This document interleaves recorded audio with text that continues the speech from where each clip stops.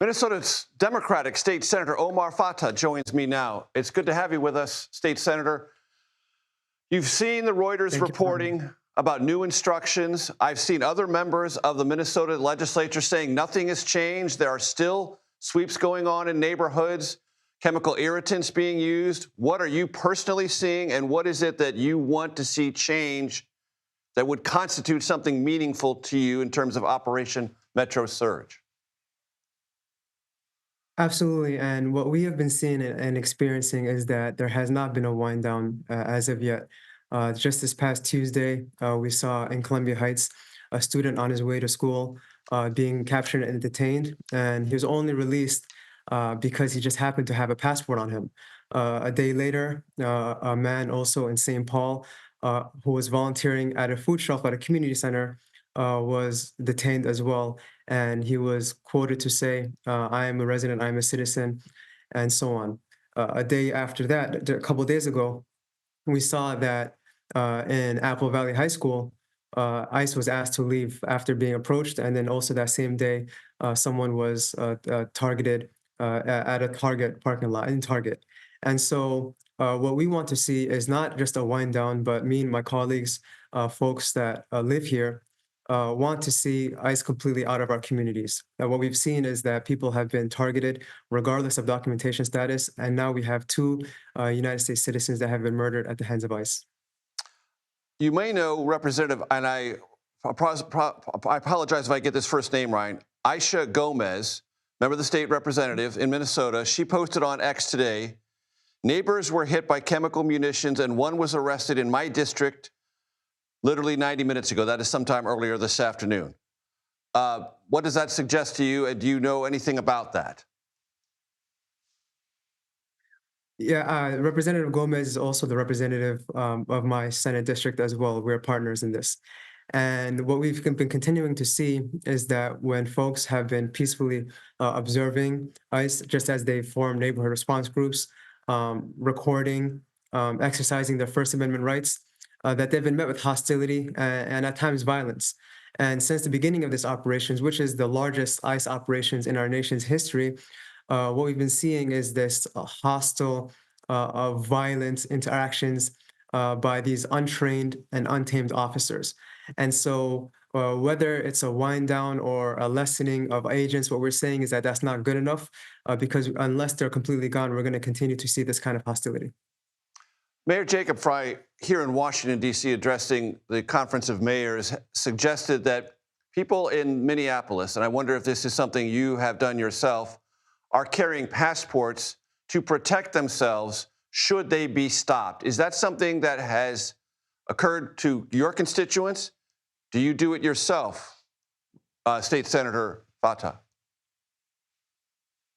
Oh, yeah, absolutely. We've been hearing that consistently. Myself being the chair of the Senate Higher Education Committee, I've heard from many students, students that, in fact, have been born here, second generation students, telling me that although they're United States citizens, all they know is America, they were born here, that they feel that they cannot walk around in their own communities without carrying the passport on them. They're terrified for themselves and for their families, especially in families that are mixed status families.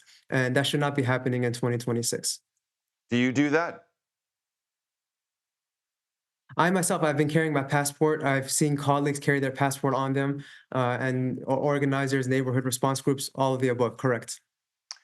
What to you, State Senator Fateh, would constitute meaningful change in Minneapolis in terms of judging what is happening on the ground with immigration enforcement and as it relates to state access to the investigation into the death of Renee Good and Alex Preddy? Well, shortly after the murder of Alex Preddy, I was on the ground myself. And what we experienced and what we saw is that the federal agents were not allowing the state or BCA to collect the evidence to provide a thorough investigation as to what was going on. What we want to see is that our state and county partners investigate what happened. But at the same time, we've seen lies coming out of the administration as to who Alex Preddy was, what he's been doing, what he did, and drawing conclusions that were just verifiably false. And you don't have to listen to myself or other elected officials. You can go online, watch the videos for yourself. Alex Preddy was not a violent person.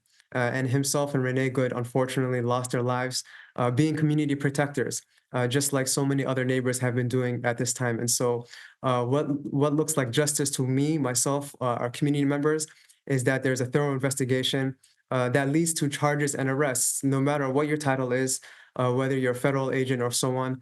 If you commit a murder, you should be held accountable for your actions, period.